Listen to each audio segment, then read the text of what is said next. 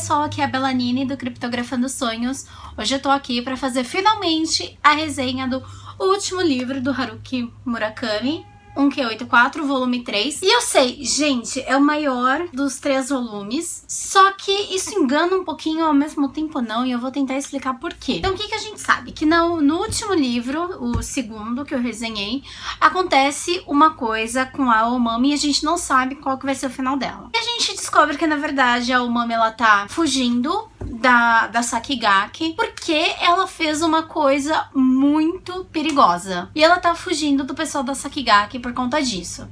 Só que o Tengo, ele tá... Gente, assim, o Tengo foi o personagem mais chato que eu poderia, assim, ter lido nesse período, porque o Tengo é um paradão, não acontece nada com o Tengo, e ele é muito lerdo. Se por um lado a Aomami, ela tá fugida, ela tá escondida, ela tá num local, né, que a senhorinha lá de Azabu, a senhorinha que ela contratou, né, a Aomami pra matar as pessoas, né, os assassinos, os caras que violentam as mulheres. Por outro lado, o Tengo, ele tá no apartamento dele ainda, ele tá na vidinha modesta dele, ainda sem entender muito bem as coisas da crisálida de ar e tudo mais. E a Fukaeri tá com ele, porque tinham falado que a Fukaeri tinha sumido, só que a Fukaeri tá na casa do Tengo. Só que nesse período, o Tengo ele acaba indo pra cidade onde o pai dele tá internado, em coma, e ele vai passar um tempo lá, porque ele tinha visto uma espécie de crisálida de ar, e dentro dessa crisálida de ar, ele viu a Aomami. E aí ele fica muito curioso, ele permanece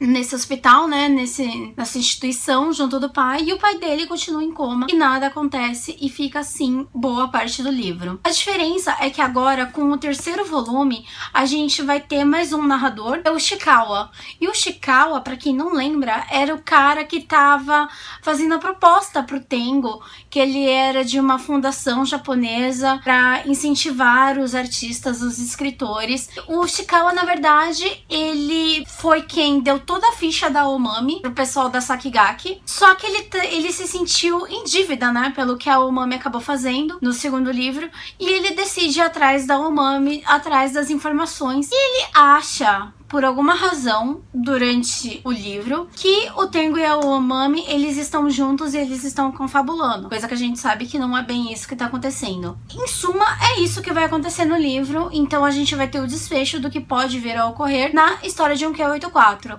E aí foi, sim, uma série de problemas e ao mesmo tempo uma coisa maravilhosa, porque eu não sei, literatura japonesa, pra mim, assim, fora os mangás, livro pra valer, eu só tinha lido Haruki Murakami até agora. Gente, foi a fantasia mais louca da face da Terra que eu poderia ter descoberto sem querer, porque me falaram, né? Me falaram, ai, lê Haruki Murakami que tem muito a ver com você, e realmente tem. A ideia da crisálida de ar, a gente acaba descobrindo como que ela... Não digo como que ela funciona, mas a gente tem uma ideia do que é isso, assim como a bendita Masa e a Dota, que eu cismei, que eu nunca ia entender o que era, mas deu mais ou menos pra entender. Porque, na verdade, o Haruki Murakami, ele vai te contar algumas coisas, mas ele não vai, sabe, pegar a sua mãozinha e falar, olha, a Dota é isso, olha, a Masa é isso. Mas a gente entende que Masa e Dota precisam definitivamente ficarem juntas, porque uma ajuda a outra a sobreviver pra uma série de coisas que eu não vou ficar dando spoiler e eu acho que eu não sou capaz de explicar, mas a gente consegue entender como que funciona essa coisa da Masa e da Dota. Só que por outro lado, acontecem umas coisas estranhas durante 1Q84 no terceiro volume. Uma delas é que uma das vezes o Tengo liga pra casa dele, porque a Fukaeri continua lá. A Fukaeri menciona um corvo que fica lá na janela o tempo todo e ele fica bicando a janela lá, e a gente não entende qual que é o simbolismo disso, pelo menos eu não entendi. Da mesma forma que tem uma cena que aparece alguém, um cobrador da NHK, batendo na porta da Aomami, e a gente também não entende se essa pessoa que bate na porta da Aomami é o pai do Tengo, porque o pai do Tengo tá em coma, mas a gente acha que talvez seja uma parte dele que desprendeu e que tá ainda agindo como cobrador da NHK, que ele sempre foi, porque a gente entende que o pai do Tengo, ele no final das contas, ele se orgulhava de ser o cobrador da NHK, porque era a única coisa que ele sabia fazer bem. Mesmo em coma, o espírito dele vai pra cobrar de porta em porta as pessoas, né, pela taxa da NHK, mas a gente não sabe se isso realmente é verdade ou não. Eu não sei, teve algumas explicações que ficaram naquela, tipo a Sakigake também, que a gente não acaba não entendendo muito. A gente entende o que a Sakigake quer da Umami e do Tengo, a gente entende qual que é o problema de ter escrito a Crisálida de Ar, mas algumas outras coisas sobre a sociedade lá dentro, como que funciona, a gente simplesmente não entende. E o Ishikawa, ele não ajudou tanto assim. Na verdade, na maioria das vezes, eu achava que a narração, né, da parte do Ishikawa era muito desnecessária, muito chata, parada, arrastada. E isso acontece também com a Umami e com o Tengo, porque eles estão separados, eles ficam, fica escondida, uma vai ficar escondida no esconderijo, né, que a senhorinha arranjou, e o Tamaru vai estar sempre ali ajudando, perguntando do que a Umami tá precisando pra aquela semana, pra ele levar. Por outro lado, a gente vai ter o Tengo, que vai estar no hospital com o pai e vai ficar refletindo, e não acontece absolutamente nada. Então, até o capítulo 10, 12...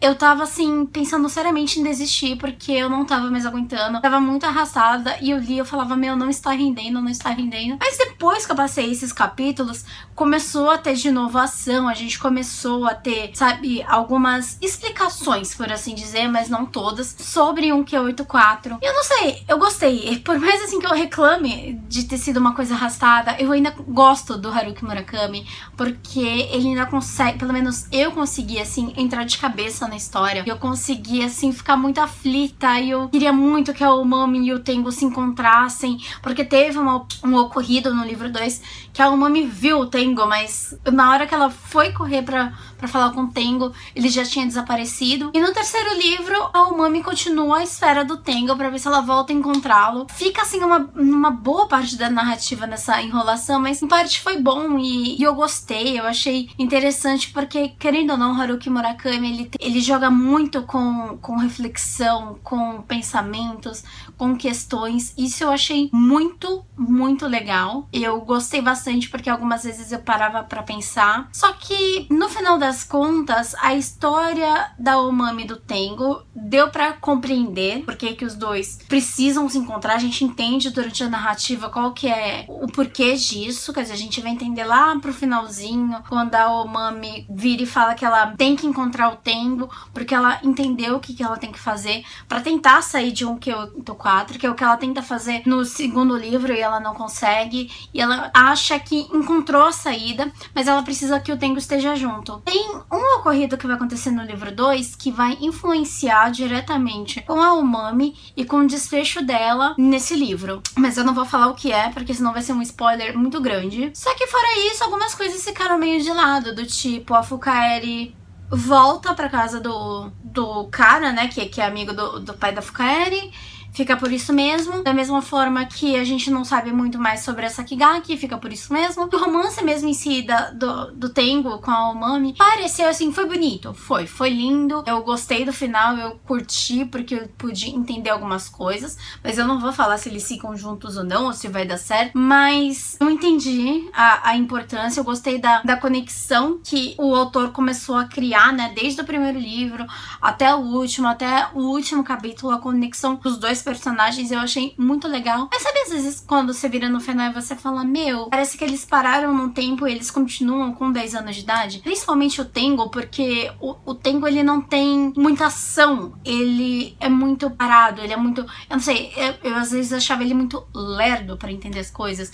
E foi engraçado porque quando eu fiz a resenha do segundo livro, a Lia, eu vou até deixar o canal dela aqui embaixo, ela ainda falou, meu, o Tengo é muito besta, ele é muito parado, ele é muito lerdo. Eu não consegui entender, porque eu tava gostando do Tengo até o segundo livro, mas no terceiro, gente, sério, que aflição, que foi esse Tengo? Não foi, né? Ficou muito a desejar. E a Umami, mesmo escondida, ela conseguia ter muito mais ação, ela conseguia ter muito mais respostas do que o Tengo, que podia ir e vir numa boa. Eu não sei, como eu falei, eu gostei, eu dou 4 estrelas pra ele, mas eu não sei, eu queria algumas respostas que eu não encontrei. E eu não sei se é uma coisa típica da cultura japonesa, de colocar as coisas lá e falar, isso eu te respondi, o resto você pensa por conta própria. E às vezes em mangá a gente tem muito isso. Ainda mais no Orange, que eu cheguei a comentar pra alguém que comentou recentemente no vídeo da resenha que eu fiz. E eu falei, olha, eu entendi no final das contas, porque a pessoa tinha me comentado sobre as cartas e como que as cartas chegavam. E aí eu expliquei, olha, pra mim ficou um subentendido que... E aí tem toda aquela mística japonesa que os japoneses adoram fazer. E em um Q84 acontece a mesma coisa. Então deve ser alguma coisa da cultura japonesa, deles aceitarem e eles colocarem pro mundo e falar, faça a sua escolha, né? Eu acho que é mais ou menos isso. Mas eu gostei mesmo assim, eu curti um Q84, eu acho que foi uma trilogia muito boa. Não sei se eu vou ter paciência pra reler a trilogia, mas eu gostei da escrita do Haruki Murakami.